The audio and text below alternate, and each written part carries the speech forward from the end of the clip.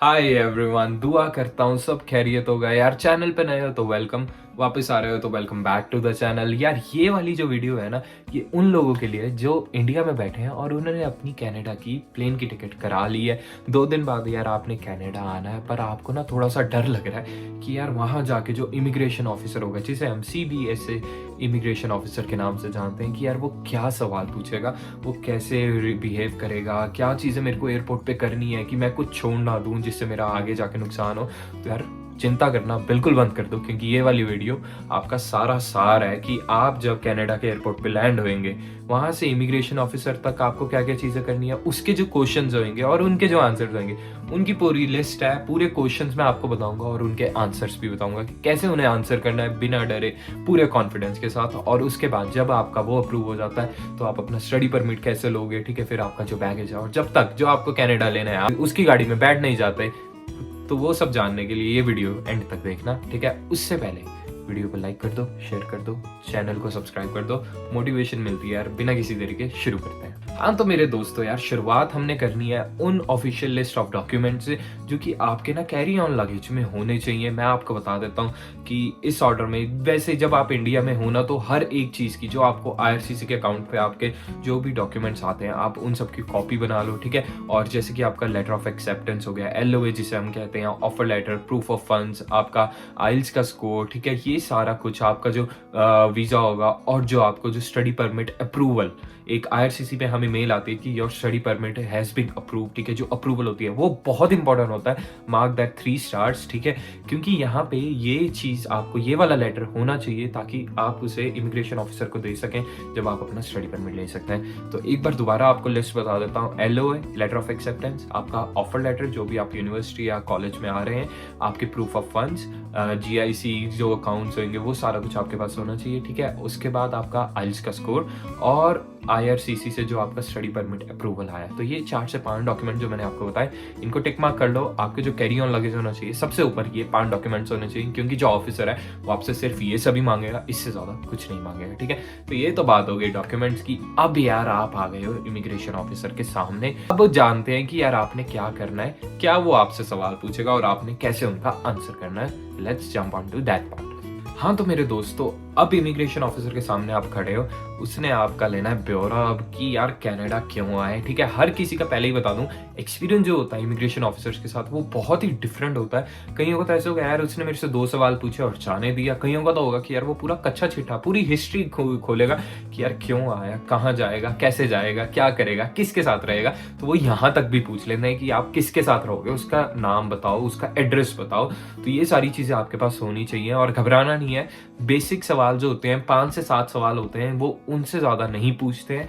तो यार जो पहला सवाल होता है ना, वो आपकी यूनिवर्सिटी, आपके कॉलेज से रिलेटेड होता है, कि वो पूछता है कि which college you are going to या यू आर एनरोल्ड इनटू, और वो उसके साथ आपका लेटर ऑफ एक्सेप्टेंस मांगे और उसके साथ ही आपने उसको अपना ऑफर लेटर भी दे देना है। तो उसने यूनिवर्सिटी का नाम तो आपसे पूछ लिया, आपने आंसर भी कर दिया। और दूसरा जो सवाल होगा वो पूछेगा कि यार भैया कौन से कोर्स में एनरोल्ड हो और उसकी ड्यूरेशन कितनी है। तो आपने बता देना है कि यार ये स्पेसिफिक बताना है कि पूरा नाम आपको रटा हुआ होना चाहिए, कौन सी यूनिवर्सिटी है, कौन सा कॉलेज है और कौन सा कोर्स है, कितने महीने का है, कि जैसे 12 मंथ्स का है, 24 मंथ्स का है, 36 मंथ्स का है, जितने भी मंथ्स का होगा, ईयर्स का होगा, आपने वो उसे स्पेसिफिक बता देना।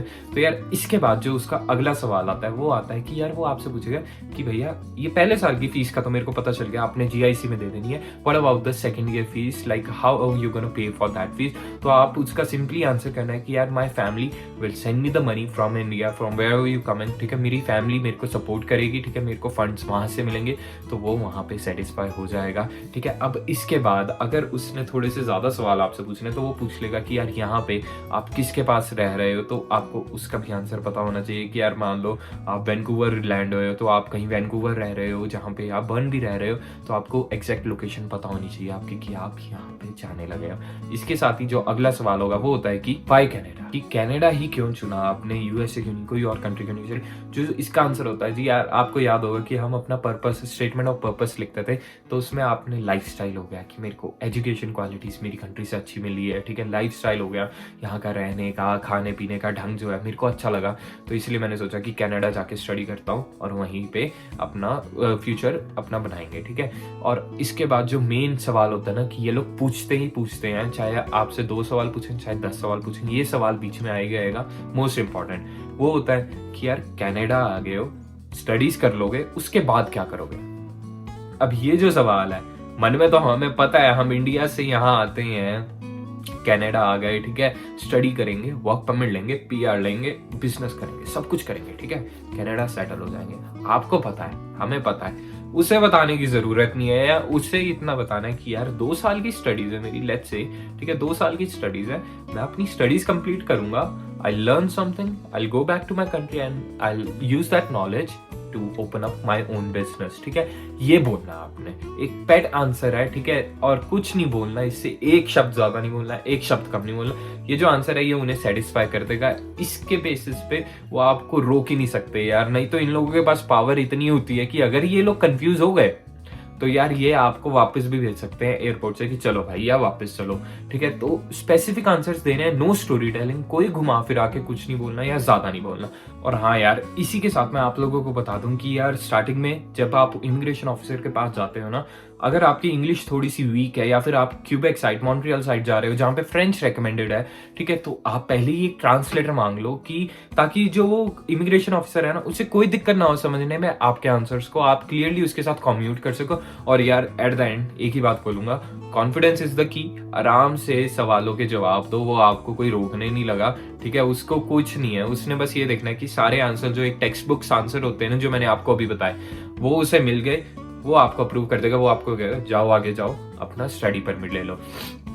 अब इसी के साथ जो मैंने आपको लिस्ट ऑफ डॉक्यूमेंट्स बताई थी ना, तो इसमें काम आती है जो मेन डॉक्यूमेंट हमें चाहिए होता है, वो होता है जो आपका IRCC से स्टडी परमिट अप्रूवल जो लेटर होता है, उसकी आपको हार्ड कॉपी अपने पास तो रखोगे, ठीक है, 2-3 हर डॉक्यूमेंट की कॉपी रखना अपने पास, to be on the safe side.